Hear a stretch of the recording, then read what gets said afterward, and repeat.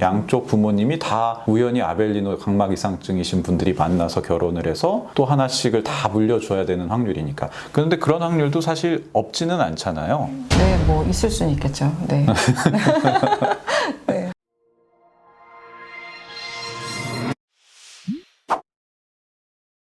안녕하세요. S한과TV의 안현석 원장. 류은혜 원장입니다. 오늘은 또 류은혜 원장님을 모시고 아벨리노 각막 이상증이라는 질환에 대해서 이야기를 해보려고 해요. 아벨리노 각막 이상증이라는 질환은 사실 들어보신 분들도 있겠지만 처음 들어보시는 분들도 많을 것 같은데요. 원장님, 아벨리노 각막 이상증, 아벨리노 증후군, 이거는 어떤 질환인가요? 아벨리노 각막 이상증은 각막에 생기는 이상증인데요. 각막이라는 것은 가장 중요한 것이 투명한 것이 가장 중요한데 눈 앞에 있어서 근데 그 투명한 각막에 이상한 단백질들이 쌓여서 혼탁을 일으키는 질환입니다. 그래서 흔히 얘기하면 유리창에 성에가 드문드문 낀 것 같이 혼탁을 일으키는 질환이 아벨리노 각막 이상증이라고 합니다. 이 아벨리노 각막 이상증이 유전이 된다고 알고 있는데요. 네, 상염색체 우성으로 유전이 되는 병입니다. 그러면은 이게 어떤 식으로 유전이 되는 건가요? 예를 들어서 아버님이 아벨리노 각막 이상증이다. 그러면은 자녀분도 전부 다 아벨리노 각막 이상증이 될 수 있는 건가요? 그래서 부모님 중에 한 분이 아벨리노 각막 이상증이 있으시고 어머님, 그러니까 나머지 배우자분이 정상일 때 자제분들 중에 또 아주 괜찮은 분이 있을 수가 있고 그리고 그 유전자를 물려받은 분이 있으실 수가 있어요. 그래서 이제 염색체 두 쌍 중에 네. 한 쌍만 물려받더라도 각막 이상증이 나타날 거죠. 수 있는 거죠. 네, 그렇죠. 그래서 아벨리노 각막 이상증을 유발하는 염색체를 하나만 물려받았느냐 또 두 개를 다 물려받았느냐에 따라서도 또 증상의 정도에 또 차이가 있다고 되어 있고요. 당연히 두 개를 물려받은 분들이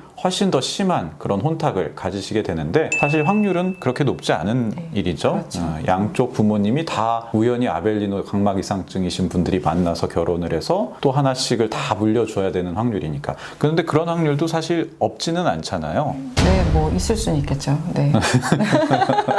네. 제가 이제 예전에 수련 받을 때 그런 환자분들을 실제로 본 적이 있는데 그렇게 양쪽에서 염색체를 다 물려받을 경우에는 상당히 이른 나이부터 혼탁이 발생을 하고 더 심해지는 경우가 많아서 좀 안타까운 경우도 있었습니다. 근데 이제 그렇게까지 심해지는 경우는 되게 드물 것 같고요. 그러면은 원장님, 아벨리노 증후군이 왔을 때 실명도 할 수 있을까요? 굉장히 심한 경우에는 시력이 굉장히 많이 떨어질 때까지 진행을 하시는 경우가 있어요. 대개는 그렇게 심하지 않은 타입일 경우에는 이렇게 시간이 지남에 따라서 점점점 진행하시게 되는데 아주 뭐 노년기가 되실 경우는 시력이 많이 떨어지시는 경우도 제법 있는 것 같습니다. 사실 이 아벨리노 증후군, 아벨리노 각막 이상증이 일반인들에게 좀 많이 알려진 이유는 라식 수술을 하기 전에 요즘에는 꼭 이 아벨리노 각막 이상증이 있는지를 검사를 하고 이제 검사를 해서 만약에 각막 이상증이 있는 분들은 수술을 할 수 없다. 뭐 이런 문제 때문에 많은 분들한테 좀 비교적 알려져 있는 그런 질환인데요. 그러면 원장님, 그 아벨리노 증후군이 있을 때 라식을 하면은 어떤 문제가 생기고 정말로 수술을 하면 안 되는지에 대해서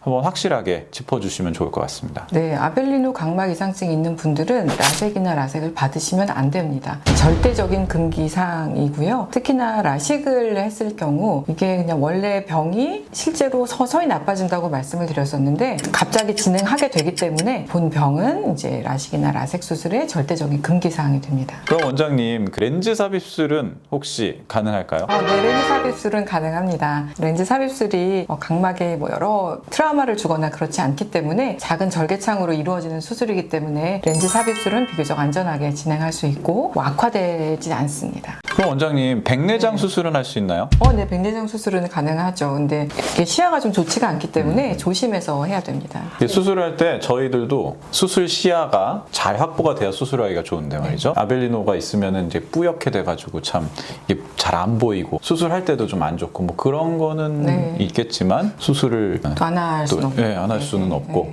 또 이렇게 숙련된 그 의사라면 또 이게 좀 뿌옇게 보이더라도 또 백내장 수술을 해주실 수가 있기 때문에 또 백내장 수술을 못하지는 않는다. 그렇게 알고 계시면 될 것 같고 또 제 생각에는 좀 아벨리노 이런 게 있으신 분들은 오히려 백내장이 너무 심해지기 전에 좀 일찍 수술을 하시는 게 낫겠다 싶은 생각도 좀 들어요. 정말 그런 거 너무 심해지면은 안 그래도 수술하기 힘든데 뭐 또 더 힘들어지고 그러니까요. 그런 것들도 좀 참고해서 결정을 하시면 좋을 것 같습니다. 지금까지 류은혜 원장님과 함께 아벨리노 증후군에 대해서 알아보는 시간을 가졌었는데요. 이 아벨리노 증후군이라는 질환을 미리부터 본인이 어떤 증상을 가지고 오시는 경우는 극히 드물 것 같아요. 대부분 수술 전 검사를 통해서 발견이 되거나 아니면 부모님이나 친척이나 이런 분들이 질환을 앓고 계셔서 관련해서 걱정이 돼서 오시는 경우가 많을 것 같은데요. 비교적 간단하게 검사가 가능한 질환이고 또 이제 그런 검사를 통해서 쉽게 확진이 가능한 질환이기 때문에 만약에 이제 이런 부분이 걱정이 되시거나 아니면은 내가 수술을 받을 수 있을지 걱정이 되시는 분들께서는 병원에 오셔가지고 검사를 받고 확인을 받으시는 게 좋을 것 같습니다.